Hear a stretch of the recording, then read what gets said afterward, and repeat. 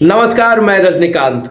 जिंदगी का खेल, चलते फिरते हार्ट फेल, यह जो विषय है हर कोई को आज डराने लगा है। क्या कुछ हो रहा है, क्या परिस्थितियां बन रही है, कैसे लोग नाचते नाचते गिर जाते हैं और वो दम तोड़ देते हैं, कैसे कोई ट्रेडमिल पे एक्सरसाइज करते हुए दम तोड़ देता है। ऐसी तमाम परिस्थितियां बनती जा रही हैं और खास करके जब युवाओं पे हम गौर करते हैं तो हार्ट के जो अटैक्स के जो केसेज हैं सबसे ज्यादा युवा पीढ़ी में देखने को मिल रहा है। तो ये चिंता का विषय है कि आखिर 3 साल जो कोरोना का फेज रहा, आखिर ऐसा क्या हुआ जो अचानक हार्ट अटैक्स की बीमार जो केसेज हैं वो पूरे देश में बढ़ते जा रहे हैं। इन तमाम विषयों पर आज हम बात करेंगे। आईसीएमआर की जो रिपोर्ट्स है उस पर बात करेंगे। क्या कुछ कहा है देश के स्वास्थ्य मंत्री ने और वो क्यों कर रहे हैं, युवाओं से क्यों अपील कर रहे हैं, लोगों से क्यों अपील कर रहे हैं कि जो भी कोविड से बहुत बुरी तरीके से प्रभावित हुए हैं उन्हें एक्सरसाइज से, बड़े बड़े एक्सरसाइज से बचना चाहिए। कोई कठिन कार्य नहीं करना चाहिए, बहुत ओवरवर्क जो होता है उसको नहीं करना चाहिए। बहुत कुछ है जानने के लिए। आज हम बात करेंगे आईएमए बिहार के प्रेसिडेंट डॉक्टर श्याम नारायण प्रसाद से और जानेंगे क्या कुछ हो रहा है और कैसे इन तमाम चीजों से बचा जा सकता है। देखिए, हार्ट अटैक किसी के लिए भी बुरा है और दुर्भाग्य से जो इसका इंसिडेंस है वो अपने देश में बहुत तेज़ी से बढ़ा है। हार्ट अटैक अगर पहले 60 प्लस लोगों को होता था, 70 में होता था, कोई ख़ास बात नहीं है। जैसे एज बॉन्ड जो बियर टीयर होता है तो होता है।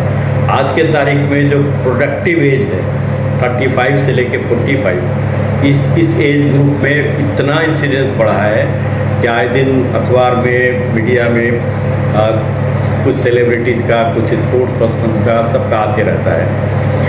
तो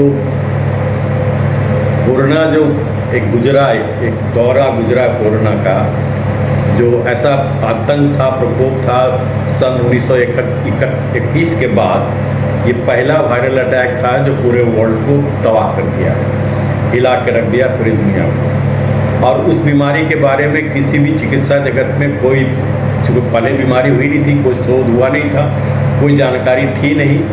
तो इलाज भी जो हुआ वो सब गेसवर्क था, सब कंजेक्चर पे हुआ, सब कोई उसके लिए कोई गाइडलाइन प्रॉपर बन नहीं पाया। गाइडलाइन हर दिन चेंज होते रहा। तो कई लोग जो कोविड से अफेक्टेड हुए, लगभग सब लोग को हुआ ही। उसमें से कुछ लोगों को निश्चित तौर पे in the long term heart blockage होने का चांसेस रहता है।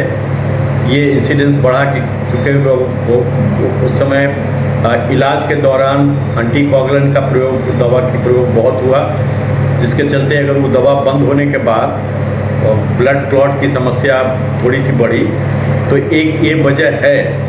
इस पे शोध भी है और इस पे काफ़ी पेपर्स भी आए हैं, काफ़ी रिसर्च भी हो रहा है और ऑनगोइंग रिसर्च भी हो रहा है। लेकिन एकमात्र वजह नहीं है। ऐसा इंसिडेंस इस सदी में अब कहो तो 2010 के बाद से 10 से ही ये तमाशा शुरू हुआ है। इस दशक में, पिछले एक दशक में ही लगभग ये इंसिडेंस तेज़ी से बढ़ने लगा है। ठीक है, कोविड से बढ़ गया लेकिन इससे पहले ही बढ़ने लगा है। और उसका जो मेन वजह, जो हम वैज्ञानिक लोग जो पता लग कर पाए हैं और जितना अध्ययन हुआ है, जितना स्टडी हुई है, उसमें ये लगा है कि लाइफस्टाइल चेंज इतना ड्रास्टिकली हुआ है हिंदुस्तान में। जिस तरह से विकास की आंधी आई है उसी तरह से लाइफस्टाइल, लोगों का जीवन शैली में इतना अंतर आया है, इतना गलत अंतर आया है, वो बहुत बड़ी वजह है। वरना क्या वजह है कि एक एथलीट, जो एक स्पोर्ट्समैन जो घंटों घंटों जिम में जाके पसीना बहाता है और उसकी मौत फिर उसी जिम में ट्रेडमिल में दौड़ते हुए कैसे हो सकता है? ये मानने की बात हो सकती है कि कोई आदमी एकदम सेडेंटरी रहता है, जो तो टहलता घूमता भी नहीं है, कोई शारीरिक काम नहीं करता है, वो अगर अचानक ट्रेडमिल पर दौड़े तो हो सकता है। लेकिन स्पोर्ट्स पर्सन को क्यों होता है? क्यों ऐसे लोगों को होता है जो सेलिब्रिटीज़ हैं, सिनेमा वाले, जो अपना बॉडी को मेंटेन रखने के लिए घंटों पसीना बहाते हैं जिम में और तरह तरह का डाइट कंट्रोल करते हैं, उनको भी खूब हो रहा है। तो इसका मेन वजह ये निकल के आया और जो स्पष्ट है कि एक्सट्रीम में जी रहे हैं लोग, ख़ास तौर पे युवा लोग। जो काम के पीछे दिन रात भागते हैं, ना उनको सोने का ठिकाना है। एक सबसे जो मैंने जो जितना भी रिसर्च देखा है और जो फॉलो किया है और खुद का अनुभव किया है कि लैक ऑफ स्लीप बहुत बड़ी बात हुई है। किसी को भी ना खाने का टाइम है ना सोने का टाइम है, सिर्फ काम करने का टाइम है। और वो काम के में 6-8 घंटा ना वो प्रॉपर ढंग से सो पाता है और न समय पे भोजन करता है। फिर भोजन भी जो करता है वो बिल्कुल ही जंक पर चले गए हैं लोग। जल्दी खाने वाला सामग्री खाना, डिब्बा बंद और जंक फूड खाना। तो ये बहुत बड़ी वजह है कि पूरा मेटाबॉलिज्म बॉडी का पूरा सिस्टम ही डिरेंज हो जा रहा है, जिसके चलते ये सब हो रहा है। वरना कोविड तो 60 के अधिक वाले उम्र को भी हुआ, डायबिटीज लोग को भी हुआ, जिनको ब्लड प्रेशर है उनको भी कोविड हुआ।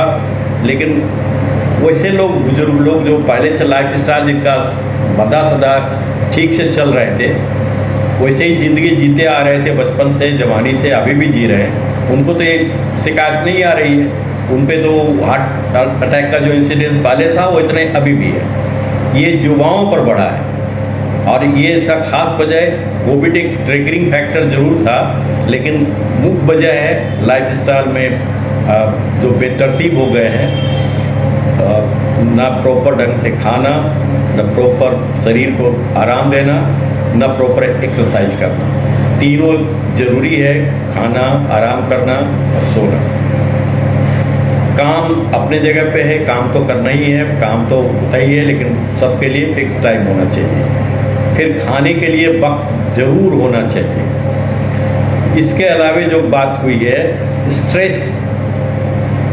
स्ट्रेस इतना बड़ा फैक्टर है कि यंग लोगों में खासतौर पे स्ट्रेस से अच्छा भला आदमी, अच्छा भला दौड़ने धूपने वाला आदमी अचानक, चूँकि स्ट्रेस हर कदम पर उसको स्ट्रेस है, काम का स्ट्रेस है, कमाने का स्ट्रेस है, आगे बढ़ने का स्ट्रेस है और आगे बढ़ने का स्ट्रेस है। तो स्ट्रेस से जो बॉडी में हार्मोनल चेंजेस होता है, जो बैड हार्मोन बहुत बढ़ता है, कभी भी कैटकोलामिन और ऐसे हार्मोन सबका सिक्रीशन बॉडी में बहुत होता है, जो अल्टीमेटली हार्ट और ब्लड वेसल के सिस्टम पे बहुत असर देता है। तो स्ट्रेस और लाइफ स्टाइल ये दो मेजर फैक्टर है। दौड़ जरूरी है, आगे बढ़ने का सोच जरूरी है, गोल बड़ा रखना जरूरी है, लेकिन बेतरतीब उसके पीछे दौड़ना, सब कुछ छोड़ के सब कुछ कीमत पर, तो बहुत कीमत तो चुकानी ही पड़ेगी, जो आज के युवाओं को चुकाना पड़ रहा है।